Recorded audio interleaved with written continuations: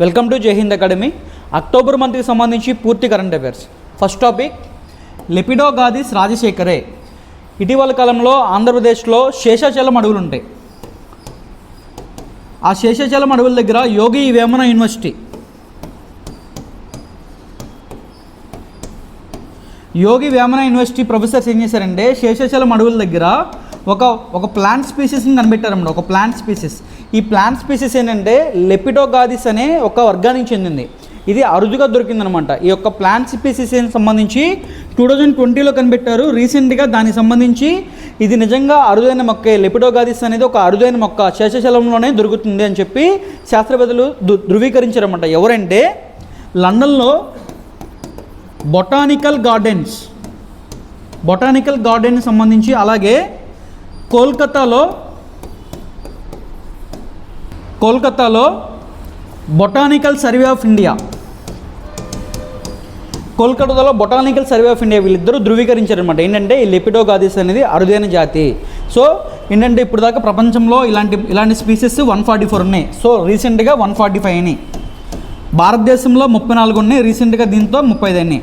ఆంధ్రప్రదేశ్లో 8 ఉన్నాయి, రీసెంట్గా 9 అయినాయి. So important. ఇటీవల కాలంలో శేషాచలం అడవిలో దొరికిన ఏ మొక్కకి రాజశేఖర రెడ్డి గారి పేరు పెట్టారంటే లెపిడోగాథిస్ జాతి అని చెప్పాలి. ఇది ఎందుకు ఉపయోగపడుతుందంటే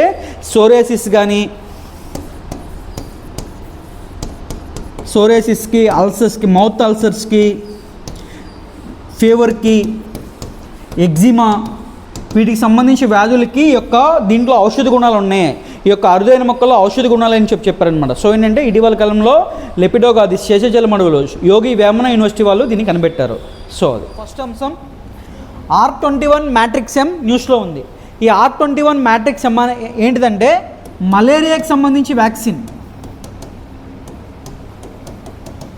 మలేరియాకి సంబంధించి వ్యాక్సిన్ ఎవరు తయారు చేశారంటే యూనివర్సిటీ ఆఫ్ ఆక్స్ఫర్డ్, అలాగే సీరం ఇన్స్టిట్యూట్ ఆఫ్ ఇండియాకి సంబంధించి సీరం ఇన్స్టిట్యూట్, ఈ రెండు కలిసి యొక్క వ్యాక్సిన్ని ఉత్పత్తి చేసాం మలేరియా వ్యాక్సిన్కి. దీనికి రీసెంట్గా WHO అప్రూవ్ చేసిందనమాట. సో మలేరియాకి సంబంధించి ఇది సెకండ్ వ్యాక్సిన్ అనమాట. ఫస్ట్ వ్యాక్సిన్ ఏంటంటే RTS-S/AS01 అనేది మలేరియాకి సంబంధించి ఫస్ట్ వ్యాక్సిన్. సో అది మరొక అంశం. సౌత్ ఈస్ట్ ఆసియాకి సంబంధించి ఫస్ట్ హై స్పీడ్ రైల్ అనమాట. ఫస్ట్ హై స్పీడ్ రైల్వే ఎక్కడుందంటే దాని పేరు వూష్ అనమాట. వూష్ అనే ట్రైన్ అనమాట. ఎక్కడుందంటే అది ఇండోనేషియాలో స్టార్ట్ అయింది. దీని యొక్క speed limit 350 km/h. Indonesia president అయిన జో విడోడో దీన్ని స్టార్ట్ చేశారనమాట. సో ఏంటంటే వూష్ సౌత్ ఈస్ట్ ఆసియాకి సంబంధించి ఫస్ట్ హై స్పీడ్ రైల్వే అనమాట ఇది. మరొక అంశం, అంబేద్కర్ గారికి సంబంధించి మేరీల్యాండ్లో USAలో విగ్రహం ఆవిష్కరించారన్నమాట. 19 feet అనమాట హైట్. ఎవరంటే అంబేద్కర్ ఇంటర్నేషనల్ సెంటర్కి సంబంధించి ఫౌండేషన్ వారు దీన్ని స్టార్ట్ చేశారనమాట అమెరికాలో మేరీల్యాండ్లో. దీనికి సంబంధించి చూసుకుంటే కనుక దీనికి సంబంధించి శిల్పి ఎవరంటే Ram Sutar. Statue of equality ఏదైతే ఉందో, సర్దార్ వల్లభాయ్ పటేల్ విగ్రహం ఏదైతే ఉందో దానికి సంబంధించిన శిల్పి రామ్ సుతార్ దీనికి కూడా శిల్పిగా వివరించారనమాట. సో మరొక అంశం, నార్త్ అమెరికాకి సంబంధించి ఫస్ట్ గాంధీ మ్యూజియం ఎక్కడంటే హ్యూస్టన్లో ఏర్పాటు చేయడం జరిగిందనమాట. సో ఏంటంటే ఆ యొక్క మ్యూజియంలో గాంధీజీకి సంబంధించిన జీవిత విశేషాలన్నీ పొందుపరచడం జరిగిందనమాట. సో ఏంటంటే నార్త్ అమెరికాకి సంబంధించి ఫస్ట్ మ్యూజియం హ్యూస్టన్. మరొక అంశం, వియత్నాంలో రవీంద్రనాథ్ ఠాగూర్ గారి విగ్రహ ఆవిష్కరణ చేశారన్నమాట. ఎవరంటే జయశంకర్ గారు. ఎక్స్టర్నల్ అఫైర్స్ మినిస్టర్ అయిన జయశంకర్ గారు ఈ యొక్క విగ్రహ ఆవిష్కరణ చేశారు రవీంద్రనాథ్ ఠాగూర్ గారిని. ఎక్కడంటే వియత్నాంలో. సో ఏంటంటే రవీంద్రనాథ్ ఠాగూర్ గురించి చూసుకుంటే 1913లో ఈయనకి నోబెల్ ప్రైజ్ రావడం జరిగింది. నోబెల్ ప్రైజ్ గీతాంజలి అనే నవలకు గాను. అలాగే భారతదేశానికి సంబంధించి జనగణమన, అలాగే బంగ్లాదేశ్కి సంబంధించి అమర్ సోనర్ బంగ్లా ఈయన రాయడం జరిగిందనమాట. సో అది మరొక అంశం, బిగ్గెస్ట్ ఎల్ఈడి స్క్రీన్ ఎక్కడ ఏర్పాటు చేయడం జరిగిందంటే లాస్ వేగాస్, అమెరికాలో లాస్ వేగాస్లో ఏర్పాటు చేయడం జరిగింది. దాని యొక్క లోపల ఆ యొక్క ఎల్ఈడి స్క్రీన్ దగ్గర ఎంతమంది కూర్చోవచ్చు అంటే 17,500 మంది కూర్చోవచ్చు. అలాగే దానికి సంబంధించి ఎంతంటే దాని యొక్క హైట్ ఎంతంటే 366 feet అనమాట. దాని యొక్క విడ్త్ 516 feet అనమాట. ఇటీవల కాలంలో అతిపెద్ద ఎల్ఈడి ధర ఎక్కడంటే లాస్ వేగాస్ అని చెప్పాలి. మరొక అంశం, thing 093417 recently scene in news అని అడుగుతారు. ఇది ఏంటంటే చైనాకి సంబంధించి న్యూక్లియర్ సబ్మెరైన్ అణు జలాంతర్గామం అనమాట. ఇది ప్రమాదానికి గురైందనమాట. కారణం ఏంటంటే చైనాకి సంబంధించి ప్రాదేశిక జలాల్లో ఎవరు రాకుండా ఏం చేసిందంటే క్వింగ్ డాంగ్ అనే ఏరియాలో ఎవరు రాకుండా కింద ఏంటంటే సముద్ర అడుగు భాగంలో ఏం చేయాలంటే గొలుసులు ఏర్పాటు చేయడం జరిగిందనమాట. అనుకోకుండా దురదృష్టవశాత్తు ఏంటంటే ఈ యొక్క 093417 అనేది ఆ ఏరియాలో వెళ్ళడం జరిగింది. సో ఏంటంటే గొలుసుల్లో ఇరుక్కుపోయిందనమాట. సో ఏంటంటే అది ఎటు వెళ్ళలేని పరిస్థితిలో ఉంది. దానికి సంబంధించి అలాగే లోపల ఆక్సిజన్ లెవెల్ కూడా అయిపోవడం వల్ల దాదాపు 30 మంది దాకా చనిపోవడం జరిగింది. 30 మంది పైన చనిపోవడం జరిగింది అనమాట. ఏంటంటే ఇది మనకి సంబంధించి ఏంటంటే సెప్టెంబర్ మంత్లోనే న్యూస్లోకి వచ్చిందనమాట. సో ఏంటంటే సెప్టెంబర్ మంత్లో జరిగింది, రీసెంట్గా న్యూస్లో వచ్చిందనమాట. అంటే అక్టోబర్లో ఇది న్యూస్లోకి వచ్చింది. చైనాకి సంబంధించి న్యూక్లియర్ సబ్మెరైన్ 093417 క్వింగ్ డాంగ్ అనే ఏరియాలో ప్రమాదం జరిగిందనమాట. సో మరొక అంశం బయో ప్రింటెడ్ స్కిన్ న్యూస్లో ఉంది. ఈ యొక్క బయో ప్రింటెడ్ స్కిన్ని ఎవరు తయారు చేశారంటే Wake Forest Institute for Regenerative Medicine North Carolina సంబంధించి ఈ యొక్క వేక్ ఫారెస్ట్ ఇన్స్టిట్యూట్ అనేది తయారు చేసింది. ఈ యొక్క బయో ప్రింటెడ్ స్కిన్ అనేది ఎలా ఉపయోగపడుతుందంటే కాలిన గాయాలకి సంబంధించి చర్మానికి సంబంధించి ఇది రీప్లేస్ చేస్తుంది అన్నమాట. ఇంపార్టెంట్ ఇది. బయో ప్రింటెడ్ స్కిన్ ఎవరు తయారు చేస్తారంటే వేక్ ఫారెస్ట్ ఇన్స్టిట్యూట్. ఎక్కడుందంటే నార్త్ కరోలినాలో ఉంది. మరొక అంశం భారతదేశం వెలుపల అతిపెద్ద హిందూ దేవాలయం ఎక్కడంటే న్యూ జెర్సీలో ఏర్పాటు చేయడం జరిగిందనమాట. ఆ టెంపుల్ ఏంటంటే అక్షర్ధామ్ టెంపుల్ మొత్తం 183 ఎకరాల్లో ఇది ఏర్పాటు చేయడం జరిగిందన్నమాట. సో భారతదేశం వెలుపల అతిపెద్ద హిందూ దేవాలయం అనగానే మనం అక్షర్ధామ్ టెంపుల్ అని చెప్పాలి. ఎక్కడంటే న్యూ జెర్సీ అని చెప్పాలి. మరొక అంశం ఏ మెమోరియల్ బిల్ట్ బై బంగ్లాదేశ్. ఏంటంటే ఇటీవల కాలంలో బంగ్లాదేశ్ భారతీయుల కోసం ఒక మెమోరియల్ నిర్మించింది. ఆ స్టోరీ ఏంటంటే 1971 వార్. ఏంటంటే పాకిస్తాన్ అనేది వెస్ట్ పాకిస్తాన్, ఈస్ట్ పాకిస్తాన్గా ఉండేది అనమాట.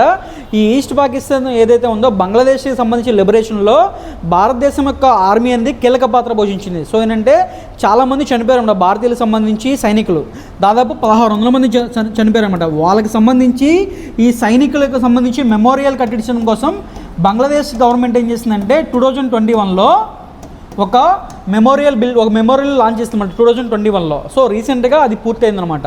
సో ఏంటంటే మనకి సంబంధించి 1600 మందికి సంబంధించి వాళ్ళ యొక్క పేర్లు అనేది ఇన్స్క్రిప్షన్ చేయడం జరిగిందనమాట ఎక్కువ మ్యూజియంలో. ఆ మ్యూజియం ఎక్కడుందంటే బంగ్లాదేశ్లో ఆషుగంజ్ అనే ఏరియాలో ఉందన్నమాట. ఆషుగంజ్. మరొక అంశం క్యాలిక్స్ కోకా వ్యాక్సిన్ న్యూస్లో ఉంది. ఈ క్యాలిక్స్ కోకా వ్యాక్సిన్ దేనికి సంబంధించిందంటే కొకైన్ మాదక ద్రవ్యాలు కొకైన్ ఏదైతే ఉందో కొకైన్ ఎడిక్షన్ని ఇది ఆపుతుంది.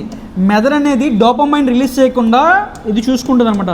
ఈ యొక్క వ్యాక్సిన్ని ఎవరు డెవలప్ చేస్తారంటే బ్రెజిల్ వాళ్ళు డెవలప్ చేశారు. క్యాలిక్స్ కోకా వ్యాక్సిన్ దేనికి సంబంధించిందే కొకైన్ ఎడిక్షన్కి ఆపోజిట్గా పనిచేస్తుంది అనమాట. మరొక అంశం లింపాటిక్ ఫెలారసిస్ యొక్క బోధకాలు అంటాం కదా, బోధకాలకు సంబంధించి న్యూస్లో ఉంది. ఏంటంటే లావోస్ పీపుల్ డెమోక్రాటిక్ రిపబ్లిక్ అనేది 2023లో బంగ్లాదేశ్ తర్వాత సెకండ్ కంట్రీ అనమాట ఎరాడికేట్ చేసింది దేశం నుంచి ఈ ఫిలారసిస్ అనే వ్యాధిని. ఏంటంటే ఏంటంటే నెగ్లెక్టెడ్ ట్రాపికల్ డిసీజ్ అని కూడా అంటారు అనమాట. దీనికి సంబంధించి ఇదేంటంటే ఎలాగ స్ప్రెడ్ అవుతుందంటే త్రూ మస్కిటోస్ వల్ల ఇది స్ప్రెడ్ అవుతుంది అనమాట. ఫిలారియల్ అనే పరాన్నజీవులు యొక్క మస్కిటోస్ ద్వారా ట్రాన్స్మిట్ అవ్వడం ద్వారా ఇది జరుగుతుంది అనమాట. లింపాటిక్ ఫెలారసిస్ సంబంధించి ఇండియా 2027కి టార్గెట్ పెట్టుకుందనమాట. 2027 సంవత్సరం నాటికి ఇండియాలో ఈ యొక్క లింపాటిక్ ఫెలారసిస్ని మనం ఎరాడికేట్ చేయాలని చెప్పి మనం టార్గెట్కి పెట్టుకున్నాం. మరొక అంశం నోబెల్ ప్రైజుల గురించి చూసుకుందామంట. నోబెల్ ప్రైజులు ఏంటంటే 1901 డిసెంబర్ 10 నుంచి ఇవ్వడం స్టార్ట్ చేశారు. ఆల్ఫ్రెడ్ నోబెల్ యొక్క జ్ఞాపకార్థం యొక్క అవార్డులు ఇవ్వడం జరిగిందనమాట. సో ఏంటంటే ఒక్కొక్క విభాగంలో చూసుకుందాం. ఫస్ట్ మెడిసిన్లో ఈ సంవత్సరం ఎవరికి ఇవ్వడం జరిగిందంటే క్యాటలిన్ కర్కో హంగేరీ దేశానికి సంబంధించి, అలాగే డ్రూ వాజ్మన్ అమెరికాకి సంబంధించి. ఎందుకు ఇచ్చారంటే ఎంఆర్ఎన్ఏ మెసెంజర్ రైబోన్యూక్లిక్ యాసిడ్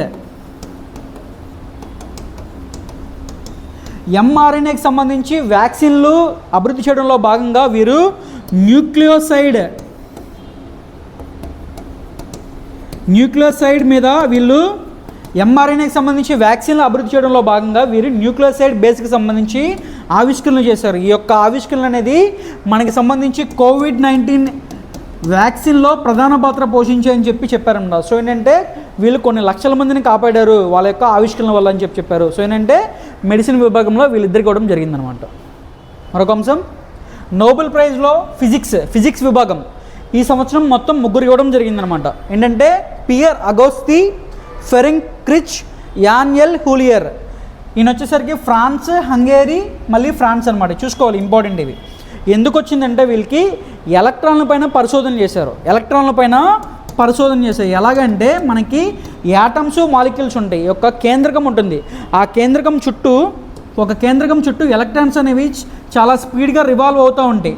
ఆ రివాల్వ్ అవుతున్న సందర్భంలో భాగంగా వీళ్ళు కొత్తగా అట్టో సెకండ్ని వీళ్ళు స్టార్ట్ చేసి ఉపయోగించారన్నమాట. అట్టో సెకండ్ అంటే 1/1018 సెకండ్స్ అనమాట. అంత చాలా చిన్న పార్ట్ను కూడా వీళ్ళు అంత స్లోలో కూడా వీళ్ళు ఎలక్ట్రాన్ మూమెంట్ని చూడగలరు. తద్వారా ఆ వేవ్ లెంత్ని ఎంత వేవ్ లెంత్లో జరుగుతుందని చెప్పి వీళ్ళు కనిపెట్టడం జరిగిందనమాట. ఈ యొక్క ఎలక్ట్రాన్ల పరిశోధన ఏంటంటే మనకి వ్యాధి నిర్ధారణలో, అలాగే సంబంధించి మనకి గృహోపకరణాలకు సంబంధించి, అలాగే క్యాన్సర్ నిర్ధారణలో కానీ ఇలాంటి సందర్భాల్లో ఇవి ఉపయోగపడతాయని చెప్పారనమాట. సో ఏంటంటే ఫిజిక్స్ విభాగంలో మొత్తం 3 చూసుకోవాలి. ఎందుకంటే అట్టో సెకండ్ విధానాన్ని వీళ్ళు కనిపెట్టారనమాట. 1/1018 సెకండ్స్ సంబంధించి అంత టినీ పార్టికల్స్ కూడా వీళ్ళు చూడగలిగారనమాట ఈ యొక్క విధానం వల్ల.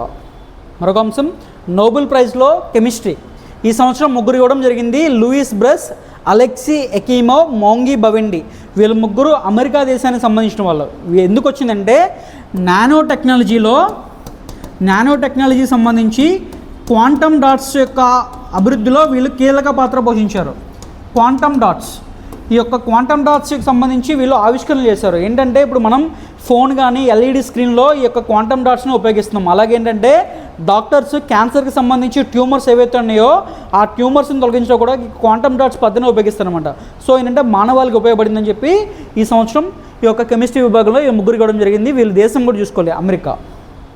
మరొక అంశం, నోబెల్లో లిటరేచర్లో జాన్ ఫాసో, నార్వేకి సంబంధించి జాన్ ఫాసోకి ఇవ్వడం జరిగిందనమాట. ఈయన ఏంటంటే నార్వేలో జ్ఞానో రస్కి అని చెప్పి ఆ భాషలోనే తన రచనలు మొత్తం సాగించాడనమాట. జాన్ ఫాసో మాటల్లో చెప్పలేని అనేక అంశాలని తన రచనల ద్వారా చెప్పగలిగాడు అనమాట. ఈయన ఏంటంటే బాల్టిక్ నేషన్స్ అంటారు. Baltic nations Norway, Sweden, Denmark ఇవన్నీ దేశాలకు సంబంధించి గొప్ప రచయితగా పేరున్నదన్నమాట ఆల్రెడీ ఈయనకి.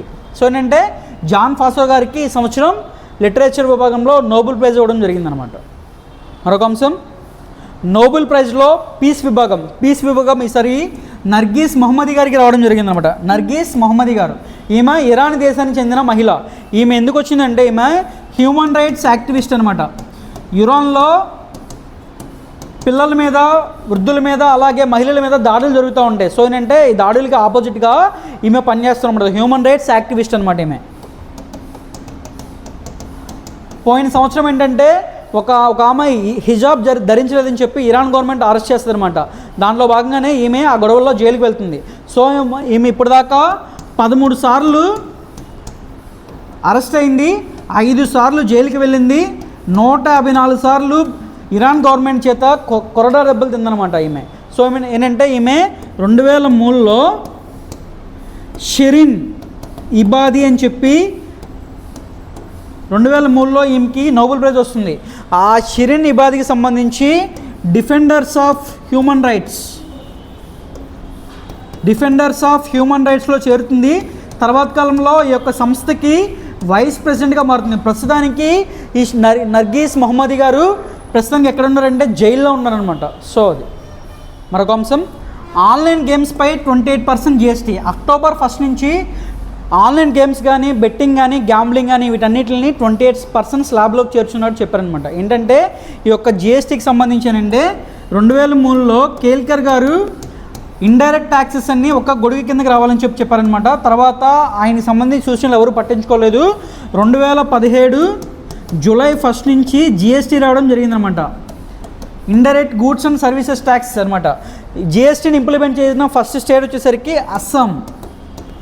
GSTలో ఎన్ని స్లాబులు ఉన్నాయంటే 0, 5, 12, 18, 28. ప్రస్తుతానికి యొక్క 28 స్లాబ్లోకి ఆన్లైన్ గేమ్స్కి సంబంధించి చేర్చడం జరిగిందనమాట.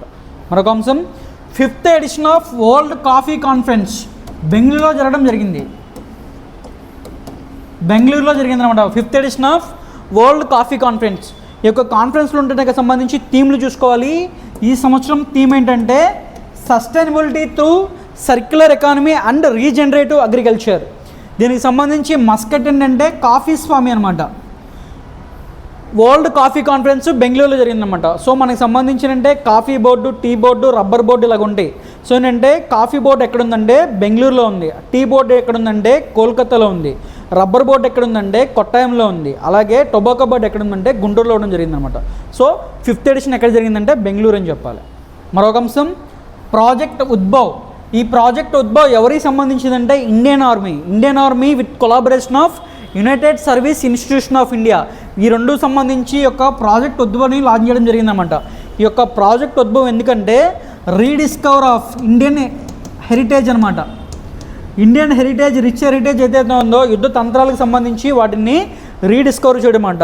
Evolution of Indian military systems and warfare and strategic థింకింగ్ని దీన్ని మళ్ళీ రీడిస్కవర్ చేయడంలో భాగంగా ప్రాజెక్ట్ ఉద్భవ్ అనగానే ఇండియన్ ఆర్మీ గుర్తుకు రావాలి. సో అది మరొక అంశం లడఖ్లో ప్రపంచ రికార్డు. ఏంటయ్యా ప్రపంచ రికార్డు అంటే ఎత్తైన ప్రదేశంలో ఫ్యాషన్ షో నిర్వహించారన్నమాట. ఇటీవల కాలంలో ఏ ప్లేస్లో ఎత్తైన ప్రదేశంలో ఫ్యాషన్ షో అనగానే మనకి లడఖ్ గుర్తుకు రావాలన్నమాట. ఈ లడఖ్ దగ్గర ఉమ్లింగ్లా పాస్ అని చెప్పి ఉందన్నమాట. ఉమ్లింగ్లా పాస్ అనేది ఏంటంటే 19,024 ఫీట్ల హైట్లో ఉంది. 19,024 ఫీట్ల హైట్లో ఉంది అనమాట. ఇది ఒక మోటరబుల్ రోడ్ అనమాట. ఈ ప్లేస్లో ఎత్తైన ప్లేస్లో ఈ యొక్క ఫ్యాషన్ షో నిర్వహించడం ద్వారా లడఖ్ అనేది ప్రపంచ రికార్డు సొంతం చేసుకుందనమాట. మరొక అంశం శివాజీకి సంబంధించి వాగ్నక్ పులిగోర్లు అనేది న్యూస్లో ఉన్నాయి. ఈ వాగ్నక్ అంటారు శివాజీ ఉపయోగించిన ఆయుధం అనమాట. ఈ ఎందుకు న్యూస్లో ఉందంటే రీసెంట్గా మహారాష్ట్రకు సంబంధించి కల్చరల్ అఫైర్స్ మినిస్ట్రీ అనేది లండన్లోని మ్యూజియంతో ఒక ఎంఓయూ చేసుకుందనమాట. ఒక ఎంఓయూలో భాగంగా ఆ పులిగోర్లు వాగ్నక్ అనేది భారతదేశానికి తిరిగి తెప్పించేలాగా ఒక ఒప్పందం చేసుకున్నారు. ఏంటంటే శివాజీ 1659 ఆ సంవత్సరంలో అఫ్జల్ ఖాన్ని ఈ యొక్క వాగ్నక్ పులిగోర్లతోనే చంపేయడం జరిగిందనమాట. శివాజీ 1674లో పట్టాభిషేకం జరిగిందన్నమాట. శివాజీ పట్టాభిషేకం 1674 జరిగింది. ఇప్పటికీ 300 సంవత్సరాలు అవబోతుందన్నమాట. సో దానిలో భాగంగా శివాజీకి సంబంధించి వాగ్నక్ భారతదేశంలోకి రావడం జరుగుతుందన్నమాట త్వరలో. సో అది మరొక అంశం world second solar roof cycling track అనమాట. ఏంటంటే సోలార్ ఉంటుంది కింద ఏంటంటే సైక్లింగ్ ట్రాక్. దానికి సంబంధించానంటే ఇది ఎక్కడ స్టార్ట్ చేయబడిందంటే సెకండ్ ఇది హైదరాబాద్ ఔటర్ రింగ్ రోడ్ దగ్గర 23 కిలోమీటర్స్ లెంత్లో అనమాట. మొత్తం దానికి సంబంధించి ఎన్ని ప్యానల్స్ వాడారంటే 16,000 సోలార్ ప్యానల్స్ వాడారనమాట. ఎక్కడుందంటే హైదరాబాద్లో. ప్రపంచంలో సంబంధించి second solar roof cycling track. మరి ఫస్ట్ ఎక్కడుందంటే సౌత్ కొరియాలో ఉందన్నమాట. సో అది మరొక అంశం మధ్యప్రదేశ్ సంబంధించి 35% reservation for women in government jobs అనమాట. ఆల్రెడీ మనకి 33% మహిళా రిజర్వేషన్ బిల్ పాస్ అయిపోయింది. ఇదేంటంటే 35% మహిళలకు సంబంధించి ప్రభుత్వ ఉద్యోగాల్లో 35% రిజర్వేషన్ ఇస్తున్నట్టు ఎవరు ప్రకటించారంటే మధ్యప్రదేశ్ సంబంధించి శివరాజ్ సింగ్ చౌహాన్ గారు చెప్పారనమాట. సో అది మరొక అంశం బీహార్కి సంబంధించి క్యాస్ట్ సెన్సస్ అనేది జనవరి 7వ తారీఖు ప్రారంభం అవ్వడం జరిగిందనమాట. లేటెస్ట్గా దానికి సంబంధించి రిపోర్ట్ రావడం జరిగిందనమాట. ఆ రిపోర్ట్లో బీసీలు అనేవాళ్ళు ఎక్కువగా ఉండడం జరిగిందన్నమాట. ఓబీసీ 27% ఉన్నారు, ఈబీసీ 36% ఉన్నారనమాట. సో ప్రధానంగా హిందువులు ఉన్నారు, తర్వాత ముస్లిమ్స్ ఉండడం జరిగిందనమాట. సో ఏంటంటే భారతదేశంలో ఒక క్యాస్ట్ సెన్సస్ జరగడం ఫస్ట్ టైం అనమాట. బీహార్లో జరిగింది. ఆంధ్రప్రదేశ్ గవర్నమెంట్ ఆల్రెడీ స్టార్ట్ చేసిందనమాట. సో ఏంటంటే ఇప్పటి వరకు భారతదేశంలో మొట్టమొదటిసారి కులగణన ఎప్పుడు జరిగిందంటే బ్రిటిష్ వారు ఉన్న టైంలో జరిగింది. 1931లో జరిగింది. 1931 నుంచి ఇప్పుడు దాకా ఏ క్యాస్ట్ వాళ్ళు ఎంతమంది ఉన్నారు ఇప్పుడు దాకా జరగలేదనమాట. ఏంటంటే సంక్షేమ పథకాలు ఎంతమందికి వెళ్తున్నాయి. సో ఏంటంటే వీటి గురించి పూర్తిగా తెలుసుకుంటానికి ఒక క్యాస్ట్ సెన్సస్ జరగడం జరిగింది. సో భారతదేశంలో మొట్టమొదటిసారి 1931 తర్వాత ఎప్పుడు జరిగిందంటే రీసెంట్గా బీహార్లో జరగడం జరిగిందనమాట. సో అది ఈ యొక్క పాపులేషన్ యొక్క గణాంకాలు ఇవి.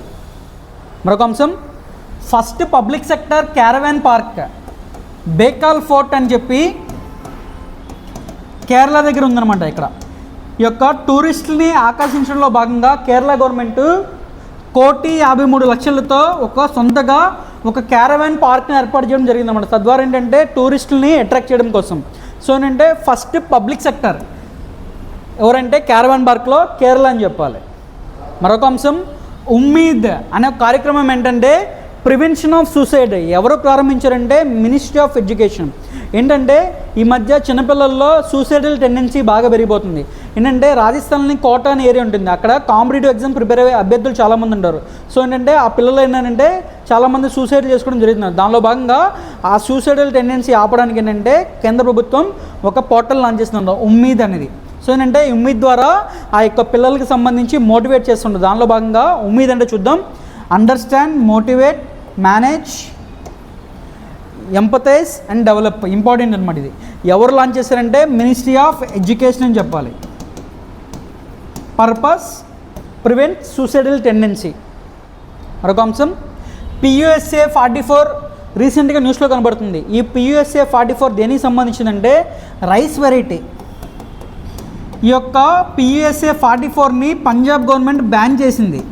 ఎందుకు అంటే యాక్చువల్గా ఈ యొక్క PUSA 44 అనేది దీనివల్ల ఏంటంటే దిగుబడి అనేది ఎక్కువగా ఉంటుంది. కాకపోతే ఏంటంటే ఈ యొక్క PUSA 44 అనేది ఒక మెచ్యూర్ టైం పీరియడ్ ఎంతంటే 160 రోజులు పడుతుంది అనమాట. యాక్చువల్గా ఇది 35 రోజుల నుంచి 40 రోజుల కంటే ఎక్కువగా దీని యొక్క టైం పీరియడ్ తీసుకుంటుంది అనమాట. సో ఏంటంటే తద్వారా ఏంటంటే ఈ యొక్క PUSA 44 అనేది గ్రౌండ్ వాటర్ని ఎక్కువగా కన్జంప్షన్ చేసుకోవడం జరుగుతుంది అనమాట. ఈ యొక్క గ్రౌండ్ వాటర్ లిప్లేషన్ అయిపోవడంలో భాగంగా పంజాబ్ గవర్నమెంట్ అనేది దీనికి సంబంధించి ఏంటంటే అధికంగా దిగుబడి వస్తున్నా కూడా దీన్ని బ్యాన్ చేసింది, PUSA 44ని. దీన్ని ఎవరు తీసుకొచ్చారంటే ఒక రైస్ వెరైటీని ICAR Indian Council of Agriculture and Research సంబంధించి ఈ సంస్థ వారి యొక్క రైస్ వెరైటీని స్టార్ట్ చేయడం జరిగిందనమాట 90sలో. మరొక అంశం election commission of India election సంబంధించి నోటిఫికేషన్ రిలీజ్ చేసింది. ఏ రాష్ట్రాల్లో ఎన్ని అసెంబ్లీ స్థానాలను చూసుకుందాం. తెలంగాణ 119, రాజస్థాన్ 200, మధ్యప్రదేశ్ 230, ఛత్తీస్గఢ్ 90, మిజోరాం 40. ఏంటంటే ఈ మధ్య ఏమన్నా కాంపిటేటివ్ ఎగ్జామ్స్ పడినప్పుడు ఏంటంటే ఇటీవల కాలంలో ఈ రాష్ట్రంలో ఎన్నికలు జరిగినాయి. మొత్తం ఎన్ని స్థానాలు అడగొచ్చు. ఈ 5 రాష్ట్రాలకు సంబంధించి అసెంబ్లీ స్థానాలు వరుసగా. మరొక అంశం క్యాండిలోమైసెస్ ఆల్బోస్ ఫామ్ హౌసెస్. ఇది ఏంటంటే రీసెంట్గా న్యూస్లో ఉంది. దేనికి సంబంధించింది ఏంటి? ఇది మష్రూమ్ వెరైటీ, పుట్టగొడుగులకు సంబంధించి ఒక వెరైటీ. ఇది ఎక్కడ బయటపడిందంటే వెస్ట్రన్ ఘాట్స్, పశ్చిమ కనుమలు. ఆ పశ్చిమ కనుమల దగ్గర ఒక ఉందన్నమాట, Jawaharlal Nehru tropical botanic garden research institute దగ్గర దీనికి సంబంధించి మష్రూమ్ వెరైటీ బయటపడింది. ఈ మష్రూమ్ అనేది చూడడానికి ఎలా ఉందంటే హనీకోంబ్ షేప్లో, అలాగే స్టెమ్ వచ్చేసరికి వైట్ కలర్లో ఉందన్నమాట. ఎక్కడ బయటపడిందంటే డెడ్ లాక్స్, చనిపోయిన వృక్షాల మధ్యలో ఇది పెరిగిందనమాట. సో ఏంటంటే మష్రూమ్ వెరైటీ. సో పేరు గుర్తుంచిపెట్టుకోవాలి. సో అది మరొక అంశం ఎలక్టోరల్ బాండ్స్ న్యూస్లో ఉంది. ఎందుకంటే ఎలక్షన్స్ జరుగుతున్నాయి కాబట్టి ఎలక్టోరల్ బాండ్స్ అనేది న్యూస్లో ఉన్నాయి. ఈ ఎలక్టోరల్ బాండ్స్ అంటే ఏంటంటే రాజకీయ పార్టీలకి విరాళాలు ఇవ్వడం అనమాట. ఏంటంటే సమాజంలో ఏంటంటే బ్లాక్ మనీ ఎక్కువైపోయింది. ట్రాన్స్పరెన్సీని తీసుకోవడం కోసం ఏంటంటే 2017లో దీన్ని ఇంట్రొడ్యూస్ చేశారు. కానీ 2018 నుంచి ఇది అమల్లోకి వచ్చిందన్నమాట. ఎలక్టోరల్ బాండ్స్ రాజకీయ పార్టీలకి విరాళాలు ఇస్తారనమాట. సో ఏంటంటే ఈ యొక్క డినామినేషన్స్ ఎలాగుంటాయంటే 1000, 10,000, 1 lakh, అలాగే 10 lakhs, 1 కోటి రూపాయలు. ఈ డినామినేషన్స్ ఎలాగుంటాయి. వీటికి సంబంధించి ఒక బ్యాంకే ఉంటుంది, ఓన్లీ ఒకటే బ్యాంక్ అనమాట, SBI. Authorised bank SBI, State Bank of India మాత్రమే ఈ ఎలక్టోరల్ బాండ్స్ ఇష్యూ చేస్తుంది అనమాట ఈ డినామినేషన్స్లో. మరొక అంశం 76th edition of WHO world health ఆర్గనైజేషన్కి సంబంధించి regional committee for south east ఏషియాకి సంబంధించి ఒక రీజనల్ మీటింగ్ జరిగింది. ఎక్కడ అంటే న్యూఢిల్లీ. ఈ యొక్క న్యూఢిల్లీలో జరిగిందనమాట. దీంట్లోనే రీజనల్ డైరెక్టర్గా WHOకి సంబంధించి సౌత్ ఈస్ట్ ఏషియాకి సంబంధించి రీజనల్ డైరెక్టర్గా రీసెంట్గా సైమా వజీద్ గారు ఎంపిక అవడం జరిగిందనమాట. సైమా వజీద్ గారు. ఈ సైమా వజీద్ గారు ఎవరంటే బంగ్లాదేశ్ సంబంధించి ప్రైమ్ మినిస్టర్ షేక్ హసీనా ఎవరైతే ఉన్నారో ఆమెకు సంబంధించి డాటర్ అనమాట ఈమె సైమా వజీద్ గారు. మరొక అంశం ఎథిక్స్ కమిటీ గత నెల రోజుల నుంచి న్యూస్లో ఉంది. ఎథిక్స్ కమిటీ ఎందుకు న్యూస్లో ఉందంటే TMC ఎంపీ అయిన మహువా మొయిత్రా మీద BJP ఎంపీ అయిన నిషికాంత్ దుబే ఒక ఆరోపణ చేస్తారు. ఏంటంటే ఈమె లోక్సభలో ప్రశ్నలు అడగడానికి లంచం తీసుకుందని చెప్పి ఒక ఆరోపణ చేస్తారు. మనం ఆ రాజకీయాల జోలికి మనం వెళ్ళాం. సో ఏంటంటే మనకు కావాల్సింది ఏంటంటే అక్కడ స్పీకర్ ఈ యొక్క కేసును చూడండి అని చెప్పి ఎథిక్స్ కమిటీని సిఫార్సు చేశారు. ఎథిక్స్ కమిటీ ఏంటంటే ఎథిక్స్ కమిటీ కోసం చూసుకుంటే కనుక ఫస్ట్ స్టాండింగ్ కమిటీస్ చూసుకోవాలి. పార్లమెంట్లో స్టాండింగ్ కమిటీస్ ఉంటాయి. Financial, departmental, enquiry, scrutiny, house keeping, day to day. దీంట్లో భాగంగా ఈ యొక్క ఎంక్వైరీ రిలేటెడ్లో మనకి ఎథిక్స్ కమిటీ అని ఉంటుందమ్మా. ఈ ఎథిక్స్ కమిటీలో ఈ ఎథిక్స్ కమిటీ అంటే ఏంటి, రాజ్యసభలో ఏముంది, లోక్సభలో ఎప్పుడు స్టార్ట్ అయింది. దీనికి సంబంధించి చూసుకుంటే కనుక లోక్సభలో ఎథిక్స్ కమిటీ 2000లో స్టార్ట్ అయింది. అలాగే రాజ్యసభలో ఎథిక్స్ కమిటీ 1997లో స్టార్ట్ అయింది. దీనికి మ్యాక్సిమం సభ్యులు ఎంతమంది ఉన్నారంటే 15 సభ్యులు గరిష్టం. దీంట్లో 10 మంది సభ్యులు గరిష్టం. టెన్యూర్ ఎంత ఉందంటే సభ్యులకి ఒక 1 year ఉంటుంది అనమాట. సో అది మరొక అంశం. 3 బ్రదర్హుడ్ అలయన్స్. ఈ 3 బ్రదర్హుడ్ అలయన్స్ ఎక్కడ కనిపిస్తుంది మనకి, మయన్మార్లో కనిపిస్తుంది. ఎందుకు స్టోరీ ఏంటంటే 2021లో ఈ యొక్క ఎలక్ట్ అయిన గవర్నమెంట్ని కూల్చివేసి మిలిటరీ గవర్నమెంట్ అనేది మయన్మార్ని రూల్ చేయడం స్టార్ట్ చేసింది అప్పటి నుంచి ఇప్పటి వరకు. అయితే ఆ యొక్క మిలిటరీ గవర్నమెంట్ ఏంటంటే ప్రజల్ని చాలా ఇబ్బందులు పెడుతుంది, చాలామంది జైలుకి పరిమితం చేసింది. ఆంగ్ సాన్ సూకీ అంటాం కదా, ఆమెను కూడా జైల్లో పెట్టింది, చాలామందిని చంపివేయడం కూడా జరిగింది అనమాట. సో దాంట్లో భాగంగా ఆ మిలిటరీ గవర్నమెంట్కి ఆపోజిట్గా ఈ యొక్క 3 ట్రైబల్స్ ఎథ్నిక్ గ్రూప్స్ అనమాట, అర్కాన్ ఆర్మీ, అలాగే తాంగ్ national liberation army, Myanmar national democratic alliance army, 3 కలిసి ఏర్పడినాయి. దేనికి ఆపోజిట్గా అంటే మిలిటరీ గవర్నమెంట్కి ఆపోజిట్గా ఏర్పడినాయి. ఎక్కడ కనిపిస్తుంది అంటే మనకి మయన్మార్ దేశంలో కనిపిస్తుంది అనమాట. 3 బ్రదర్హుడ్ అలయన్స్. మరొక అంశం చాణక్య డిఫెన్స్ డైలాగ్. ఈ చాణక్య డిఫెన్స్ డైలాగ్ అనేది మనకి న్యూస్లో ఉంది. దీన్ని ఎవరు స్టార్ట్ చేశారంటే Indian Army and Centre for Land and Warfare స్టడీస్కి ఇది సంబంధించి ఒక ఇనిషియేటివ్ అనమాట, ఒక ఇనిషియేటివ్ లాంచ్ చేసింది అనమాట. ఏంటంటే ఇండో పసిఫిక్ రీజియన్కి సంబంధించి సెక్యూరిటీ అలాగే వార్ఫేర్స్కి సంబంధించి స్టడీస్కి సంబంధించి ఈ యొక్క చాణక్య డైలాగ్ అనేది ఉపయోగపడుతుంది. అలాగే భారతదేశం చుట్టుపక్కల దేశాలతో ఎలాగ ఉండాలి అని సంబంధించి సెక్యూరిటీ పరంగా, అలాగే ఇండో పసిఫిక్ రీజియన్లో సెక్యూరిటీకి సంబంధించి ఇది ఉపయోగపడుతుంది. Chanakya defence dialogue Indian army. మరొక అంశం డార్క్ ప్యాటర్న్స్ బస్టర్ హ్యాక్డాన్. ఇది ఒక సాఫ్ట్వేర్. డార్క్ ప్యాటర్న్స్ బస్టర్ హ్యాక్డాన్ అనేది ఒక సాఫ్ట్వేర్ ఎవరు లాంచ్ చేశారంటే యూనియన్ కన్జ్యూమర్ అఫైర్స్. ఏంటంటే ప్రస్తుతానికి మనకి ఆన్లైన్ మార్కెటింగ్ ఎక్కువైపోతుంది, ఆన్లైన్ మార్కెటింగ్ సంబంధించి ఫ్రాడ్లు కూడా ఎక్కువైపోతుంది. సో ఏంటంటే సైబర్ మోసాలకి ఆపోజిట్గా ఒక సాఫ్ట్వేర్ని యూనియన్ కన్జ్యూమర్ అఫైర్స్ లాంచ్ చేసింది. అదేంటంటే డార్క్ ప్యాటర్న్స్ బస్టర్ హ్యాకథాన్. మరొక అంశం అవార్డ్ ఫర్ గ్లోబల్ లీడర్షిప్. ఈ యొక్క గ్లోబల్ లీడర్షిప్ అవార్డు ఎవరికి వస్తుందంటే భారతదేశానికి సంబంధించి CJI chief justice of India DY Chandrachud గారికి రావడం జరిగిందన్నమాట. ఎవరు ఇచ్చారంటే హార్వర్డ్ లా స్కూల్ ఇచ్చిందనమాట. ఎందుకంటే హార్వర్డ్ లా స్కూల్కి సంబంధించి ఈ హార్వర్డ్ లా స్కూల్ స్టార్ట్ చేసి 100 years అయిన సందర్భంలో మనకి సంబంధించి CJI గారికి award for global leadership award ఇవ్వడం జరిగింది. మరొక అంశం శ్రీలంకకు ఒక వీసా అక్కర్లేదు. ఇటీవల కాలంలో శ్రీలంక గవర్నమెంట్ ఒక ప్రకటన చేసింది, భారత్తో పాటు మిగిలిన మొత్తం 7 దేశాలకి ఇంకా తమ దేశంలో ప్రవేశించడానికి వీసా అవసరం లేదని చెప్పింది అనమాట. ఎందుకు చెప్పిందంటే శ్రీలంకకి సంబంధించి ప్రధాన ఆర్థిక వనరు ఏంటంటే టూరిజం అనమాట.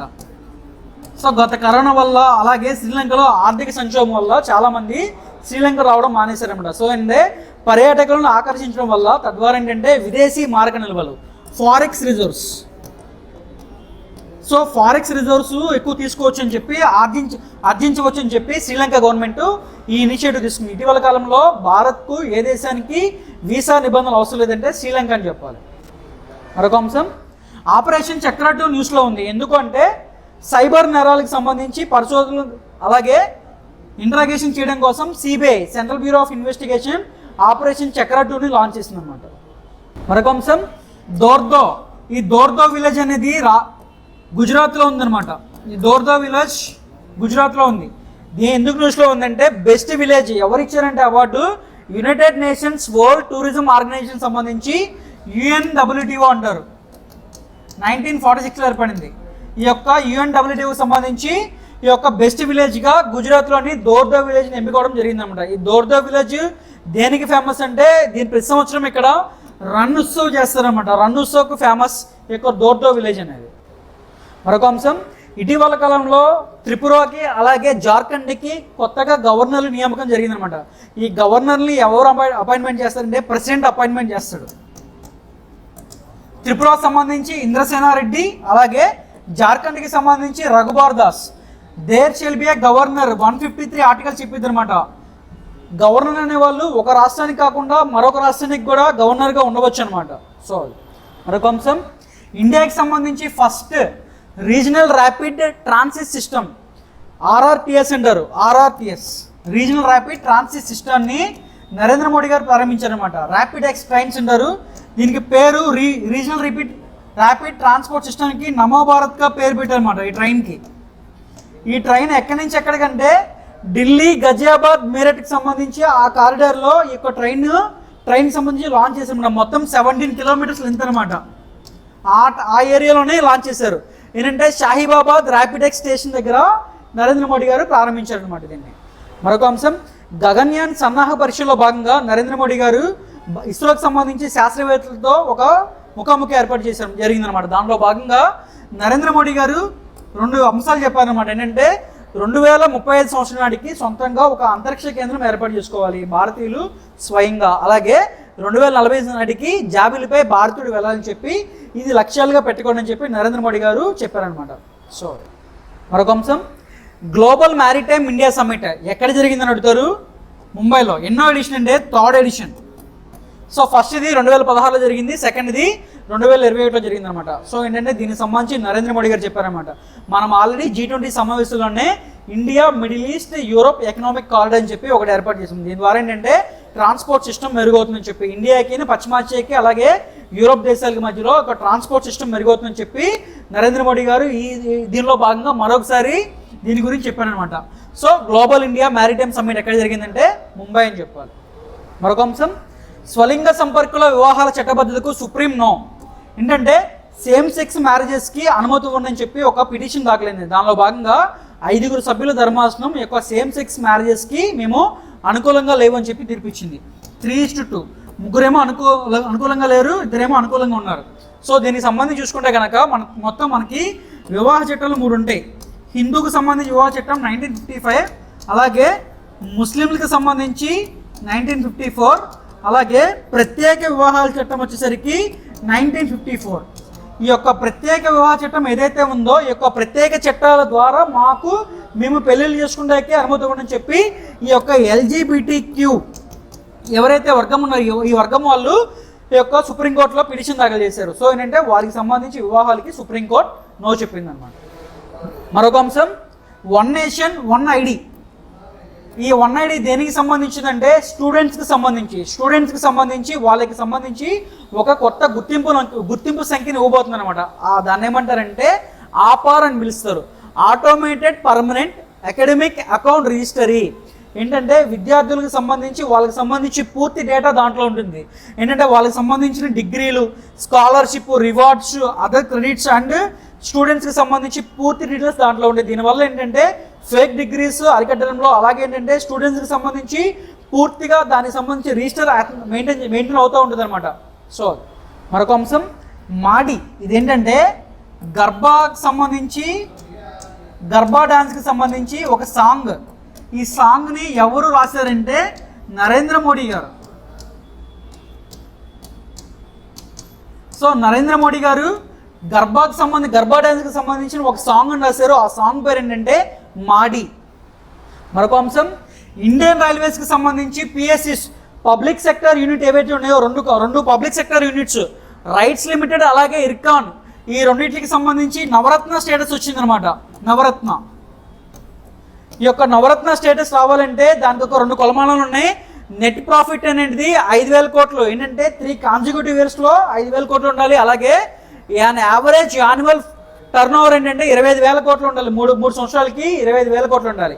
సో భారతదేశానికి సంబంధించి 15-16 నవరత్నగా ఈ యొక్క రైట్స్ లిమిటెడ్ అలాగే ఇర్కాన్ లిమిటెడ్ వచ్చాయని చెప్పారనమాట. సో ఈ యొక్క స్టేటస్ని ఎవరిస్తారంటే ఫైనాన్స్ మినిస్ట్రీ ఇస్తుంది అనమాట.